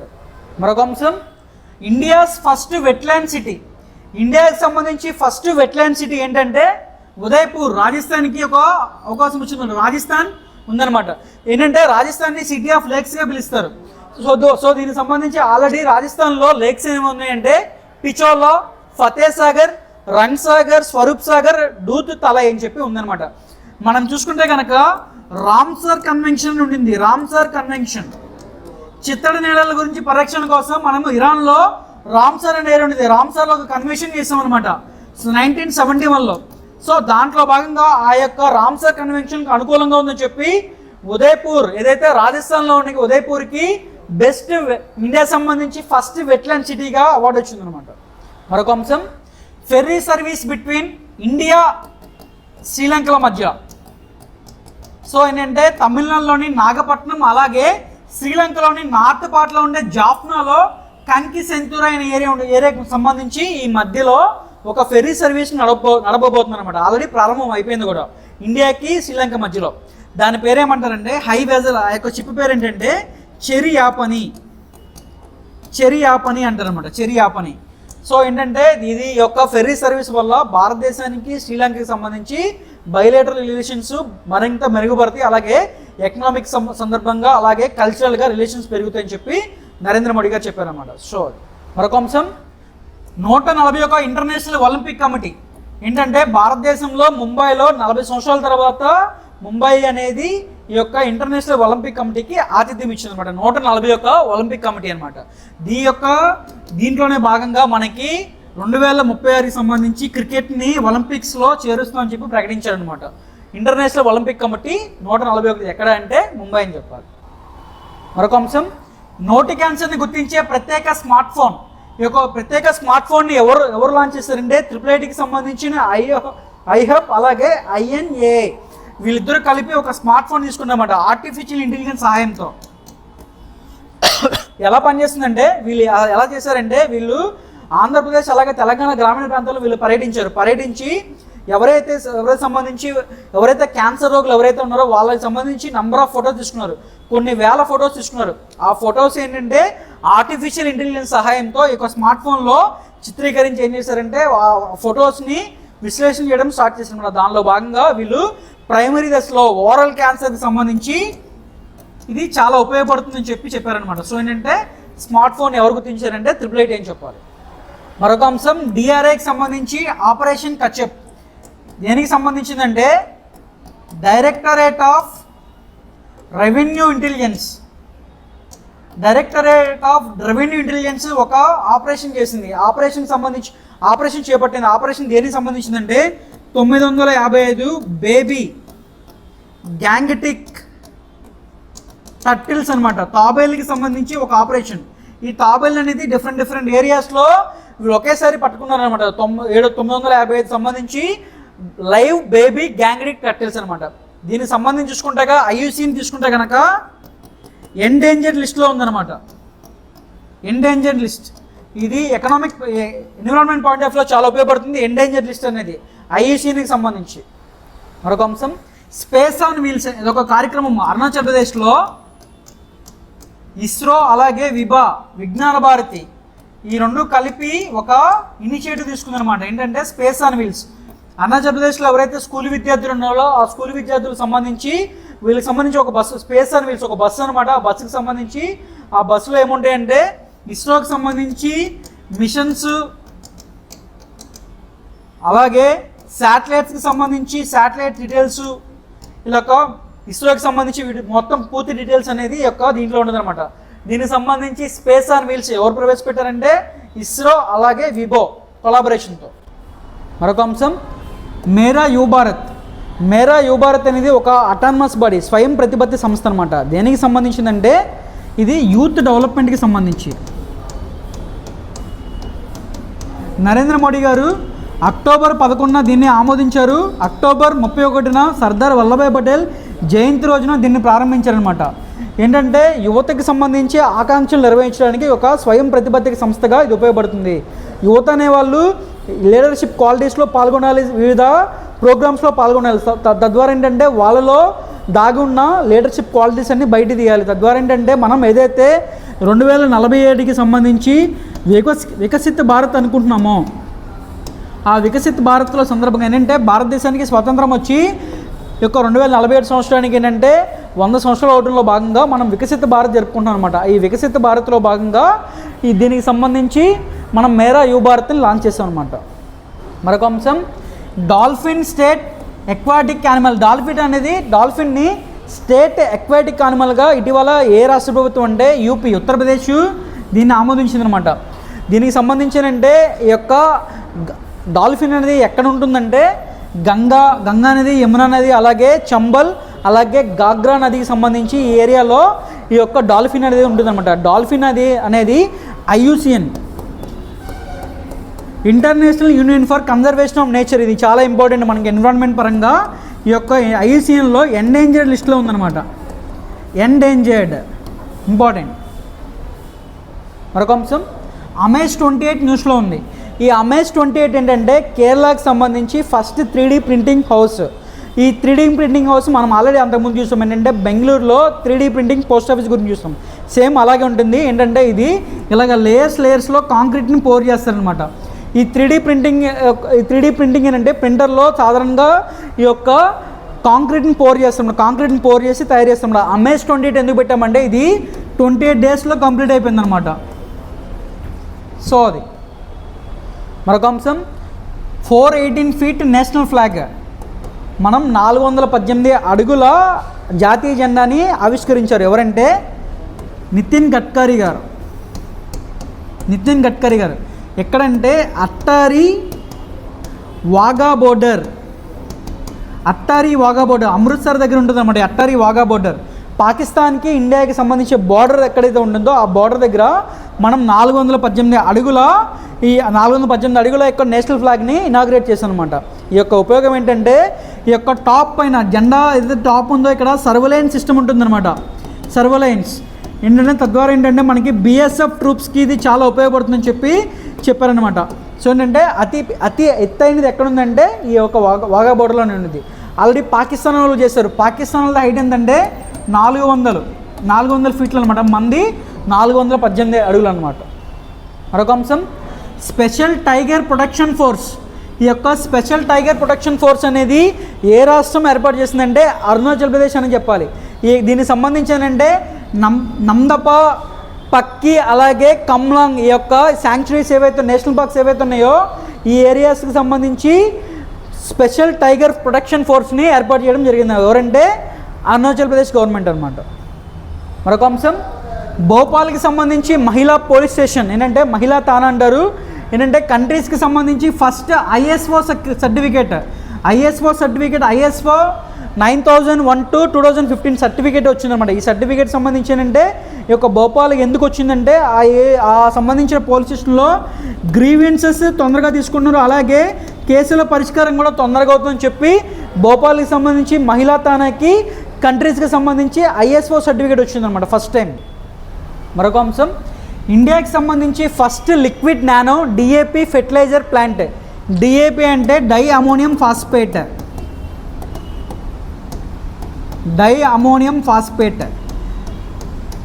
Liquid nano DAP fertiliser plant ఎక్కడంటే ఇఫ్కో కలోల్ అనే ఏరియా గాంధీనగర్లో ఏర్పాటు చేయడం జరిగింది. ఎవరి ఆధ్వర్యంలో అంటే ఇఫ్కో అంటారు. ఇండియన్ ఫార్మర్స్ ఫెర్టిలైజర్స్ కోఆపరేషన్ సంబంధించి ఆ యొక్క సంస్థ యొక్క ఆధ్వర్యంలో ఇది ఏర్పాటు చేయడం జరిగిందనమాట. ఎవరే అమిత్ షా గారు. మరొక అంశం జామ్రానీ డ్యామ్ మల్టీపర్పస్ ప్రాజెక్ట్ న్యూస్లో ఉంది. ఎందుకంటే ఈ యొక్క డ్యామ్ని cabinet committee on economic affairs అనేది ఆమోదించింది. దీంట్లో భాగంగా ఏంటంటే ఈ యొక్క డ్యామ్ అనేది ఏ నదిపైన నిర్మించబోతున్నారంటే గోలా రివర్ అని చెప్పాలి. గోలా రివర్ దేనికి ఉపనది అంటే గంగా నదికి ఉపనది. ఎక్కడుందా అంటే ఉత్తరాఖండ్లో ఉందన్నమాట. PMKSY ప్రధానమంత్రి కృషి సించాయ్ యోజన, అలాగే AIBP యాక్సిలరేటెడ్ ఇరిగేటెడ్ బెనిఫిట్ ప్రోగ్రాంలో భాగంగా దీన్ని నిర్మిస్తున్నారు. దీనివల్ల ఏంటంటే 14 మెగావాట్ల పవర్ ప్లాంట్ ఉత్పత్తి చేయవచ్చు, అలాగే 57,065 హెక్టార్లకి ఇది ఉపయోగపడుతుందని చెప్తున్నాను అనమాట. మరొక అంశం బెస్ట్ గ్రీన్ మిలిటరీ స్టేషన్. ఈ యొక్క best green military station award దేనికి వచ్చిందంటే ఉద్ధంపూర్ మిలిటరీకి వచ్చిందనమాట. మిలిటరీ స్టేషన్కి వచ్చింది. ఏంటంటే ఆర్మీ చీఫ్ మనోజ్ పాండే గారు ఈ యొక్క అవార్డుని ఇవ్వడం జరిగిందనమాట. బెస్ట్ మిలిటరీ ఏదంటే గ్రీన్కి ఉద్ధంపూర్. మరొక అంశం క్రిమియన్ కాంగో హెమరేజిక్ ఫీవర్. ఈ యొక్క క్రిమియన్ కాంగో హెమరేజిక్ ఫీవర్ అనేది న్యూస్లో ఉంది. ఏంటంటే ఈ వ్యాధి వచ్చిన వాళ్ళకి ఎలా ఉండదంటే కంట్లో నుంచి రక్తం రావడం జరిగింది, అలాగే ఏంటంటే కడుపుల నొప్పి రావడం జరిగింది, వాంతులు, దురదలు, విరోచనలు రావడం జరుగుతుందన్నమాట. ఈ యొక్క ప్రస్తుతానికి ఇది ఎక్కడ స్ప్రెడ్డింగ్లో ఉందంటే ఫ్రాన్స్, స్పెయిన్ ఏరియాలో స్ప్రెడ్డింగ్లో ఉంది. దేనివల్ల వస్తుందంటే హమలోమా మార్గినేటమ్ అనే యొక్క పురుగు కొట్టడం వల్ల ఈ యొక్క క్రిమియన్ కాంగో హెమరేజిక్ ఫీవర్ రావడం జరిగిందనమాట. మరొక అంశం ఇజ్రాయెల్ హమాస్ వార్. ఈ ఇజ్రాయెల్ హమాస్ వార్ గురించి సపరేట్గా మనం డిస్కషన్ చేసాం. ఇక్కడ ఏంటంటే ఎగ్జామినేషన్ పాయింట్ ఆఫ్ వ్యూలో మనం చూసుకుందామంటే operation Al-Aqsa, operation iron swords, iron dome system, operation Ajay, ఐరసా ఓటింగ్కి భారత్ దూరం, దీని గురించి మనం డిస్కషన్ చేద్దాం. ఏంటంటే ఫస్ట్ అక్టోబర్ 7వ తారీఖున హమాజ్ మిలిటెంట్స్ 5,000 రాకెట్లతో ఇజ్రాయెల్ పైన దాడి చేశారు. సో ఏంటంటే ఫస్ట్ వాళ్ళు చేసిన దాడికి వాళ్ళు ఏమని పేరు పెట్టినారంటే ఆపరేషన్ అల్లక్సా. హమాస్ తీవ్రవాదులు ఇజ్రాయెల్ పైన చేసిన దాడికి వాళ్ళు పెట్టుకున్న పేరు అల్లక్సా. సో ఏంటంటే నెక్స్ట్ ఏంటంటే రివర్స్ అనమాట. ఇజ్రాయెల్కి సంబంధించి సైనికులు హమాస్ పైన దాడి చేయడానికి వాళ్ళు పెట్టుకున్న పేరే ఆపరేషన్ అంటే ఆపరేషన్ ఐరన్ స్వాడ్. ఈ యొక్క ఐరన్ డోమ్ సిస్టమ్ అంటే చాలా ఇంపార్టెంట్. ఏంటంటే ఈ యొక్క హమాస్ ఇజ్రాయెల్ వార్ జరగక ముందు వరకు ఏంటంటే ఐరన్ డోమ్ సిస్టమ్ అనేది ప్రపంచంలో ఏ దేశానికి లేదు, కేవలం ఇజ్రాయెల్కి మాత్రమే చెందిందనమాట ఈ యొక్క ఐరన్ డోమ్ సిస్టమ్ అనమాట. ఏంటంటే గగనతలం నుంచే శత్రువులకు సంబంధించి రాకెట్లు కానీ అలాగే లాంచర్స్ కానీ మిసైల్స్ కానీ ఇది ధ్వంసం చేస్తుంది. కానీ ఏంటంటే ఈ యొక్క హమాస్ సంబంధించి వార్లో ఇది ఫెయిల్ అయింది. సో ఐరన్ డోమ్ సిస్టమ్ దేనికి సంబంధించిందంటే ఇజ్రాయెల్కి సంబంధించి ఇదొక అధునాతన సంబంధించి ఇదొక సిస్టమ్ అనమాట. నెక్స్ట్ ఏంటంటే ఆపరేషన్ అజయ్. ఈ ఆపరేషన్ అజయ్ దేనికి సంబంధించి అంటే భారతదేశానికి సంబంధించి ఇజ్రాయెల్లో ఎవరైతే భారతదేశానికి సంబంధించి పౌరులు ఎవరైతే ఉన్నారో ఆ పౌరుల్ని తిరిగి ఇండియాకి చేర్చడానికి భారతదేశం పెట్టుకున్న ఒక ఆపరేషన్ అజయ్. ఈ యొక్క ఇజ్రాయెల్లో దాదాపు భారతీయులు 18,000 మంది ఉన్నారనమాట. అలాగే ఈ యొక్క రీసెంట్గా ఐక్యరాజ్య సమితికి సంబంధించి ఒక జనరల్ అసెంబ్లీ జరిగింది. ఆ యొక్క ఐక్యరాజ్య సమితికి సంబంధించి ఒక తీర్మానంకో భారత్ దూరం ఉంది. ఎందుకు భారతదేశం అనేది ఒక తీర్మానానికి దూరంగా ఉంది అంటే ఈ యొక్క ఐక్యరాజ్య తీర్మానంలో ఏమని తీర్మానం చేశారంటే కేవలం గాజా ఎవరైతే ఉన్నారో ఆ యొక్క గాజా బాధితులు ఎవరైతే ఉన్నారో వాళ్ళ గురించి చెప్పారు. కానీ హమాస్ తీవ్రవాదుల గురించి అక్టోబర్ 7వ తారీఖున జరిగిన హమాస్ వాళ్ళు ఫస్ట్ దాడి చేసింది వాళ్ళు కాబట్టి వాళ్ళ గురించి కూడా పెట్టాలి అని చెప్పి భారతదేశం ఓటింగ్కి దూరంగా ఉందన్నమాట. సో ఏంటంటే మెయిన్గా ఆపరేషన్ అల్లక్సా, ఆపరేషన్ ఐరన్ స్వాడ్. మరొక అంశం మలేషియాకి సంబంధించి 17వ రాజుగా ఎవరు ఎంపికయ్యారంటే సుల్తాన్ ఇబ్రహీం సుల్తాన్ ఇస్కందర్. ఏంటంటే ఈ యొక్క మలేషియాలో మొత్తం 9 రాజవంశాలు ఉంటాయి. ఆ యొక్క 9 రాజవంశాలలో రొటేటింగ్ పద్ధతిలో అంటే ఒక టర్మ్ 5 ఇయర్స్. ఈ యొక్క 5 ఇయర్స్ రొటేటింగ్లో భాగంగా మలేషియాకి సంబంధించి ఈ యొక్క సుల్తాన్ ఇస్కందర్కి 17వ కింగ్గా అవకాశం లభించిందనమాట. సో అది మరొక అంశం స్లోవేకియా సంబంధించి ప్రైమ్ మినిస్టర్గా రాబర్ట్ ఫికో గారు ఎన్నికయ్యారనమాట. స్లోవేకియాకి సంబంధించి. మరొక అంశం లీ క్వియాంగ్ అనేవాళ్ళు చైనాకి సంబంధించి ప్రైమ్ మినిస్టర్గా చేశారు 2013 నుంచి 2028లో. జిన్పింగ్ ఏంటంటే అధ్యక్షుడు, ఏంటంటే లీ క్వియాంగ్ అనేవాడు ప్రైమ్ మినిస్టర్గా చేశారు. కాకపోతే జిన్పింగ్ అంతా అధికారులు ఇతరులకు ఉండవు అనమాట. సో ఏంటంటే రీసెంట్గా ఆయన చనిపోయారనమాట. మరొక అంశం ఇటలీలో భారత రాయబారిగా వాణిరావు. ఈ వాణిరావు అనే ఆమె హైదరాబాద్కి సంబంధించిన మహిళ. 1994లో ఐఎఫ్ఎస్కి సెలెక్ట్ అవుతారనమాట ఈమె. సో ప్రజెంట్ ఈమె ఇటలీకి సంబంధించి భారత రాయబారిగా నియమితులయ్యారనమాట వాణిరావు. మరొక అంశం ఇండో అమెరికన్ శాస్త్రవేత్త పాల్ రాజ్కు ఫారడే మెడల్ దేనికి వచ్చిందంటే మెమో టెక్నాలజీని డెవలప్ చేసినందుకు గాను ఈయనకి అవార్డు వచ్చిందనమాట. ఈయన ఏంటంటే స్టాన్ఫోర్డ్ యూనివర్సిటీకి సంబంధించిన ఒక రిటైర్డ్ ప్రొఫెసర్. ఏంటంటే 4G 5G వైఫై అలాగే వైర్లెస్ టెక్నాలజీకి సంబంధించి సాంకేతికని మరింత బలోపేతం చేయడంలో ఈ యొక్క మెమో టెక్నాలజీ ఉపయోగపడుతుంది. ఈ యొక్క మెమో టెక్నాలజీ డెవలప్ చేసినందుకు గాను ఈయనకి ఫారడే మెడల్ రావడం జరిగిందనమాట. ఈయన ఆల్రెడీ ఏంటంటే 16 సంవత్సరాల వయసులో భారత నేవీలో చేరుతారు. ఒక 20 సంవత్సరాలు జాయిన్ అయిన తర్వాత పనిచేసిన తర్వాత అమెరికాకి వలస వెళ్ళిపోయి అక్కడ ప్రొఫెసర్గా స్థిరపడతారనమాట. పాల్ రాజ్ ఈయన పేరు. మరొక అంశం బిషన్ సింగ్ బేడీకి లేరు. ఏంటంటే భారతదేశానికి సంబంధించి లెఫ్ట్ ఆర్మ్ స్పిన్నర్గా క్రికెట్లో ఈయన ఒక ప్రఖ్యాత వ్యక్తి అనమాట. లెఫ్ట్ ఆర్మ్ స్పిన్నర్గా ఉన్నారు. 1966 నుంచి 1979 మధ్యలో భారతదేశానికి ప్రాతినిధ్యం వహించారు.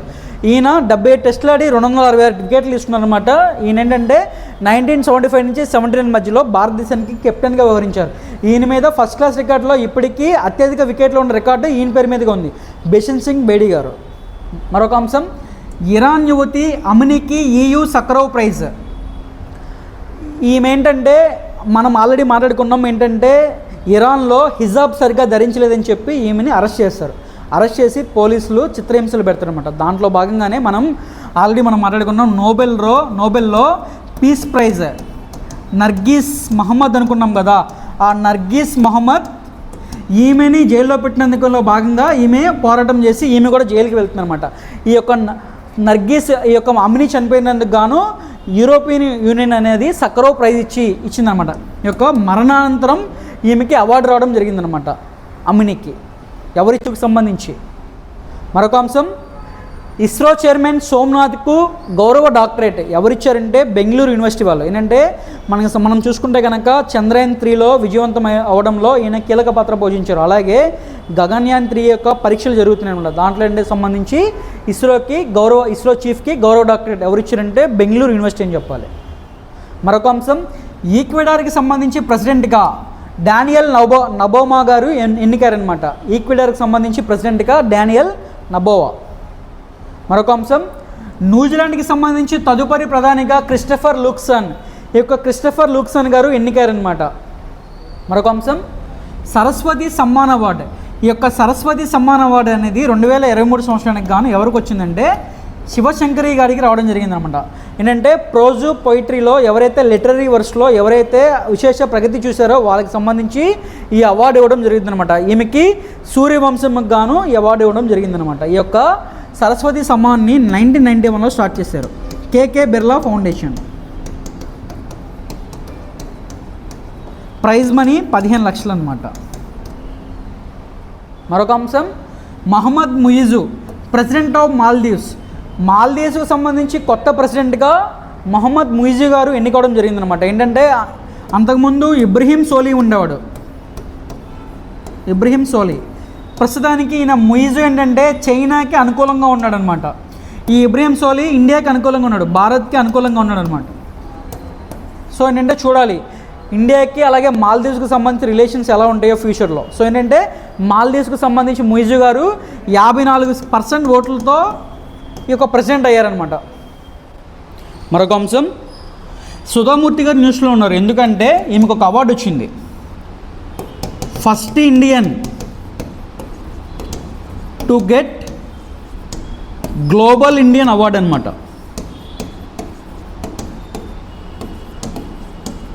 Global India award first time Sudha Murty గారికి రావడం జరిగిందన్నమాట. సుధామూర్తి గారు ఇన్ఫోసిస్ సంబంధించి కో-ఫౌండర్.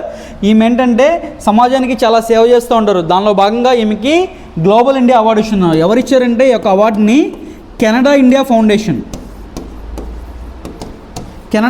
ఫౌండేషన్ ఫస్ట్ టైం భారతదేశంలో ఒక ఉమెన్కి ఈ యొక్క అవార్డు ఇవ్వడం జరిగింది. అవార్డు ఎవరంటే సుధామూర్తి గారు.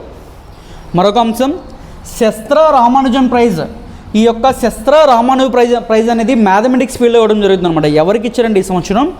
రూజియాన్ జాంగ్. ఈయన ఎవరంటే కాలిఫోర్నియా యూనివర్సిటీకి సంబంధించి ఒక ప్రొఫెసర్. మ్యాథ్స్లో ఆవిష్కరణలు చేస్తారన్నమాట. మ్యాథ్స్లో ఫేమస్ అనమాట ఈయన.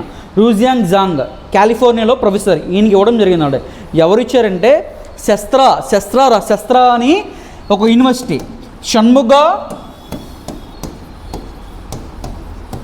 షణ్ముగ ఆర్ట్స్ సైన్స్ టెక్నాలజీ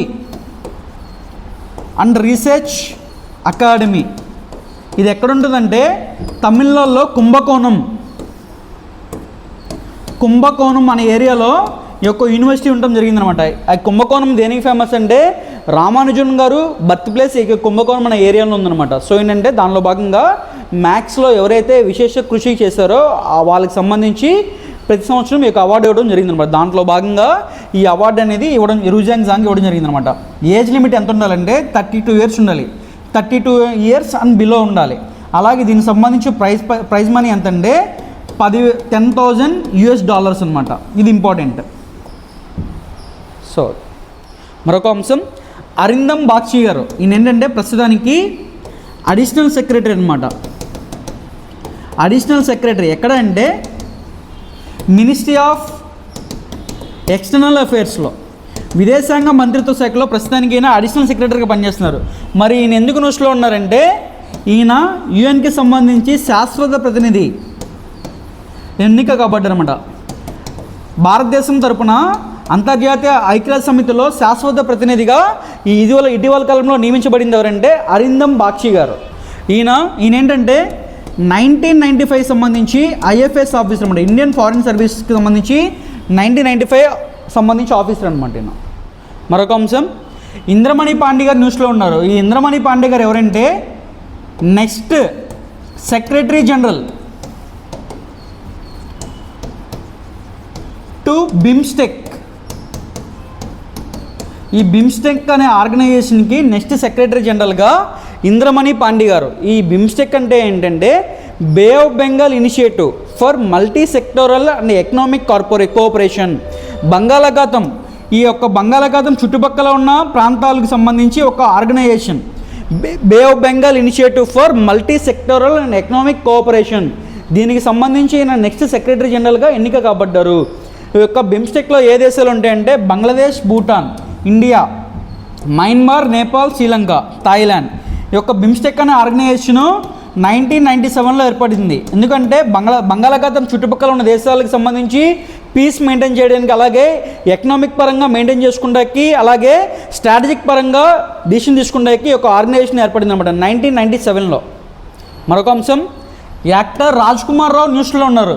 ఈయన ఎందుకు న్యూస్లో ఉన్నారంటే ఎలక్షన్ కమిషన్ ఆఫ్ ఇండియా రీసెంట్గా ఇతన్ని నేషనల్ ఐకాన్గా గుర్తించింది అనమాట. National icon, election commission of India.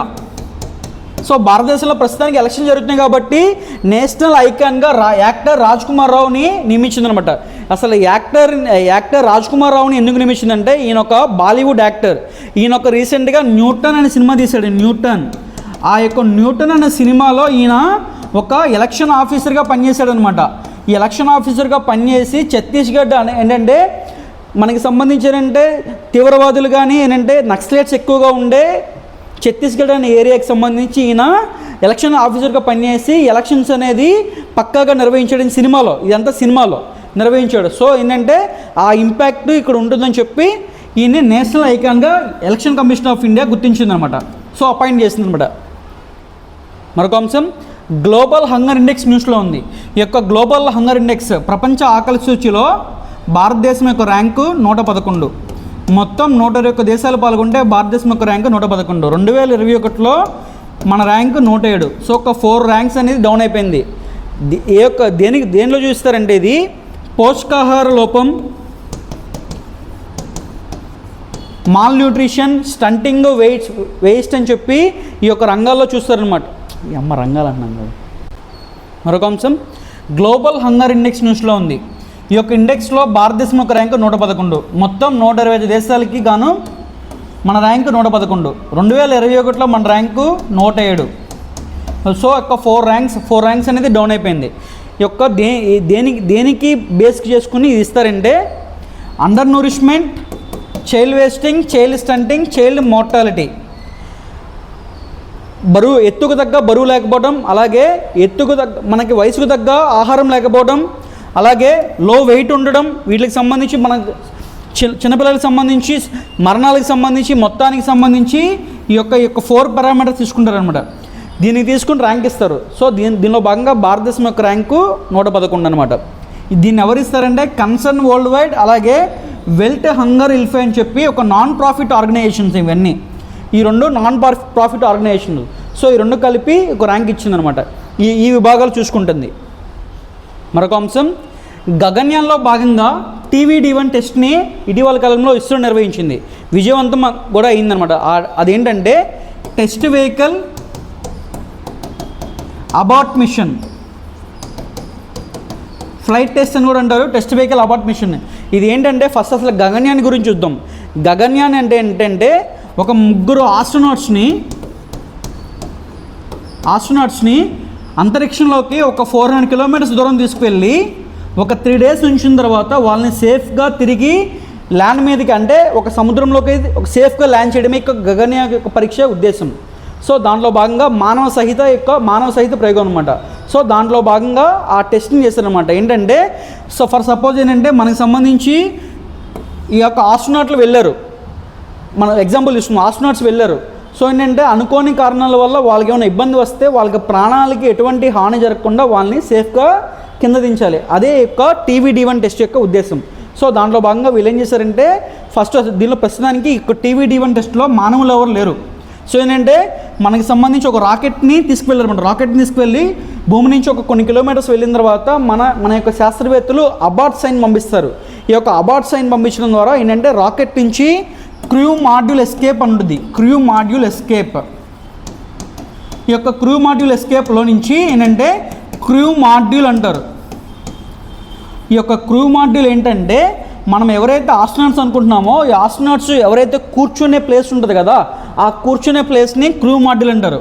So ఈ యొక్క క్రూ మాడ్యూల్ని సేఫ్గా బంగాళాఖాతంలో బే ఆఫ్ బెంగాల్లో సేఫ్గా ల్యాండ్ చేయాలన్నమాట. సో అదే యొక్క TVD-1 పరీక్ష యొక్క ఉద్దేశం. సో ఏంటంటే రీసెంట్గా ఈ యొక్క క్రూ మాడ్యూల్ నుంచి ఆ క్రూ మాడ్యూల్ని సేఫ్గా బంగాళాఖాతంలో ల్యాండ్ చేశారనమాట. సో అది మరొక అంశం. సమియా సులుహు హసన్, ఈమె టాంజానియన్ ప్రెసిడెంట్ అనమాట, ఒక మహిళ. ఈమె రీసెంట్గా భారతదేశంలో పర్యటించారనమాట. సో భారతదేశంలో పర్యటించడంలో భాగంగా ఈమె నరేంద్ర మోడీ గారిని అలాగే ద్రౌపది ముర్ము గారిని కలవడం జరిగిందన్నమాట. దీంట్లో భాగంగా ఈమెకి జవహర్లాల్ నెహ్రూ యూనివర్సిటీ ఢిల్లీ వాళ్ళు డాక్టరేట్ ఇవ్వడం జరిగిందనమాట. ఇటీవల కాలంలో భారతదేశంలో పర్యటించిన టాంజాన్ ప్రెసిడెంట్ ఎవరంటే సమియా సులుహు హసన్ గారు అని చెప్పాలి. అలాగే ఈమెకి ఎవరు డాక్టరేట్ ఇచ్చారంటే జవహర్లాల్ నెహ్రూ యూనివర్సిటీ ఢిల్లీ వాళ్ళు. మరొక అంశం, ఈ ఎక్సర్సైజ్ సంప్రీతి న్యూస్లో ఉంది. ఈ ఎక్సర్సైజ్లు చాలా ఇంపార్టెంట్ అని చెప్పాను ఆల్రెడీ. ఈ ఎక్సర్సైజ్ సంప్రీతి ఎవరెవరి మధ్యలో అంటే ఇండియాకి బంగ్లాదేశ్కి మధ్యలో మిలిటరీ ఎక్సర్సైజ్ అనమాట. ఇది ఇంపార్టెంట్. మిలిటరీయా, నేవీయా, ఎయిర్ ఫోర్స్ అడుగుతారు. ఇది మిలిటరీ ఎక్సర్సైజ్. రీసెంట్గా ఇది ఒక 11th ఎడిషన్ జరిగిందన్నమాట. ఎక్కడంటే మేఘాలయలో జరిగింది 11th ఎడిషన్. సో ఏంటంటే ఈ యొక్క స్ట్రాటజిక్ రిలేషన్స్లో భాగంగా ఈ యొక్క ఎక్సర్సైజ్లు నిర్వహిస్తూ ఉంటారు అన్నమాట వివిధ దేశాలకి. సపోజ్ తీసుకుంటే ఇండియాకి, చైనాకి హ్యాండ్ ఇన్ హ్యాండ్ అలాగా. సో ఏంటంటే ఇది 2009లో స్టార్ట్ అయిందన్నమాట ఈ యొక్క ఎక్సర్సైజ్ అనేది. ప్రజెంట్ ఇది 11th ఎడిషన్. ఇండియాకి బంగ్లాదేశ్కి ఎక్సర్సైజ్ సంప్రీతి అంటారు. మరొక అంశం, నాసాకి సంబంధించి సైచి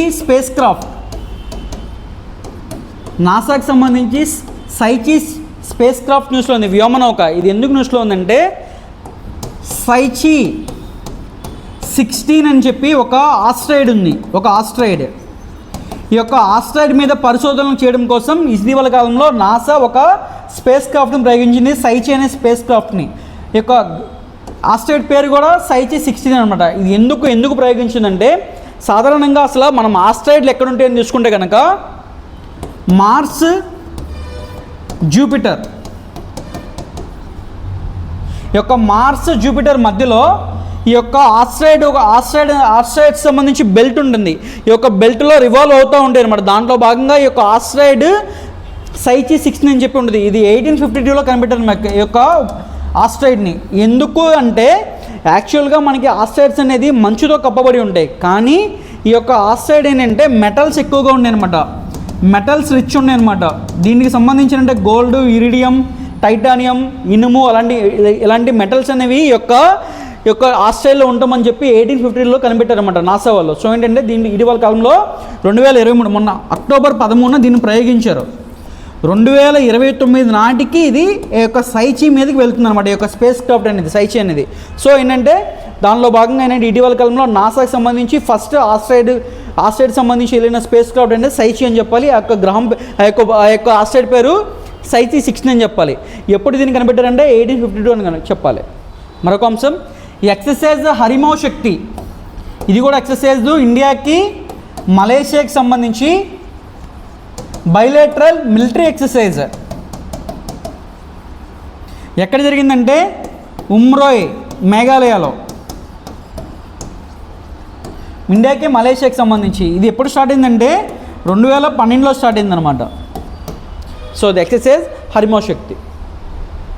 మరొక అంశం, ఎక్సర్సైజ్ కజిన్ న్యూస్లో ఉంది. ఇది ఎవరికి మధ్యలో అంటే ఇండియాకిను కజకిస్తాన్కి సంబంధించి.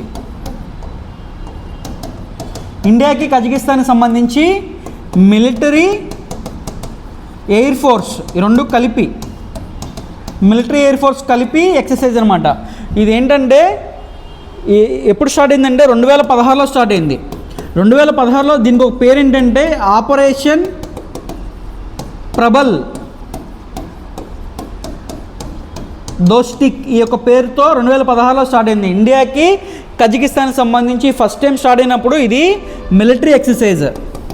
ఆ తర్వాత కాలంలో దీనికి ఒక పేరు మారిపోయింది, ఎక్సర్సైజ్ కజిన్ అని చెప్పి. ఈ సంవత్సరం దీనికి ఒక ప్రత్యేకత ఏంటంటే, మామూలుగా మిలిటరీ అనుకున్నాం కదా, ఈ సంవత్సరం కొత్తగా దీనిలో ఎయిర్ ఫోర్స్ యాడ్ అయిందనమాట. మొత్తం 120 మెంబర్స్, ఇటు నుంచి 120 మెంబర్స్, అటు నుంచి 120 మెంబర్స్.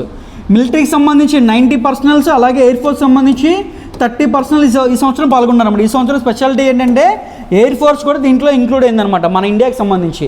సో ఎక్సర్సైజ్ కజిన్ అంటే ఇండియాకి కజకిస్తాన్ అని చెప్పాలి. మరొక అంశం జీడిపి, గ్రాస్ డొమెస్టిక్ ప్రొడక్ట్ గురించి 2023-2024 సంవత్సరానికి గాను కొన్ని సంస్థలు అనేవి తమ యొక్క ఎస్టిమేషన్ ఇచ్చినాయి అనమాట. ఆ ఎస్టిమేషన్ ఏంటంటే వరుసగా రాస్తున్నాను చూడండి. నీతి ఆయోగ్ ఎంత ఇచ్చిందంటే 6.5% గ్రోత్ రేట్ ఉండొచ్చు జీడిపి అనేది 2023-24కి. World Bank 6.3, S&P 6, Fitch 6.3, Moody's 6.1, ADB 6.3, Indian rating 6.2, OECD 6.3, UNCTAD 6.6. Important అనమాట ఇవన్నీ, వివిధ సంస్థలు ఇచ్చిన రేటింగ్స్ అనమాట ఇవన్నీ. మరొక అంశం, నీతి ఆయోగ్ ఒక విజన్ డాక్యుమెంట్ని తయారు చేస్తుందన్నమాట. 2047 వికసిత భారత్ అనుకుంటాం, అంటే అభివృద్ధి చెందిన దేశంగా మనం 2047కి చేరుకుంటాం. దానిలో భాగంగా నీతి ఆయోగ్ అనేది ఒక విజన్ డాక్యుమెంట్ని రూపొందిస్తుంది. ఆ విజన్ డాక్యుమెంట్లో భాగంగా తమ కొన్ని ఎస్టిమేషన్ ఇచ్చిందనమాట. ఇంపార్టెంట్ ఇవన్నీ. సో ఏంటంటే రాబోయే కాలంలో 2040కి ఎంత ఉండాలి, 2047కి ఎంత ఉండాలి జీడిపి అని చెప్పిందనమాట. సో జీడిపి అనేది $16.13 ట్రిలియన్ ఉండాలి. అలాగే 2040 నాటికి $29 ట్రిలియన్ ఉండాలి. తలసరి ఆదాయం అనేది $10,000 ఉండాలి. అలాగే $17,590 ఉండాలని చెప్పింది. పెట్టుబడులు అనేది $591 ట్రిలియన్. అలాగే 2047 నాటికి $1,273 ట్రిలియన్ అనమాట. పొదుపు అనేది $649 ట్రిలియన్ ఉండాలని చెప్పింది. 2047 నాటికి $1,339 ట్రిలియన్ ఉండాలని చెప్పింది. ఇవంతా ఇంపార్టెంట్ అనమాట. యొక్క 2040కి 2047కి ఎస్టిమేషన్స్ అనమాట. So thank you for watching. Daily current affairs మీకు ప్రతిరోజు సాయంత్రం 7 గంటలకల్లా జై హింద్ అకాడమీలో మీకు అందుబాటులో ఉంటాయి. So please like, share and subscribe Jai Hind academy YouTube channel. Thank you.